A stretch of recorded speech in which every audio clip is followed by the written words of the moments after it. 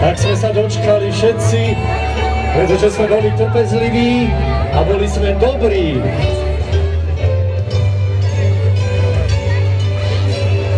Doma voľné ručičky zatlieska, zakýva Svätému Mikulášovi, aby vás videl, kde ste, že ste tu. Tak, samozrejme musí vidieť čert, ako by to bolo, lebo niektoré deti asi nie sú zlé. Svätý Mikuláš, požičiam ti mikrofón. Vítaj v Topolčanoch a na námestí Milana Rastislava Štefánika. Povedz nám, prosím ťa, akú si mal cestu.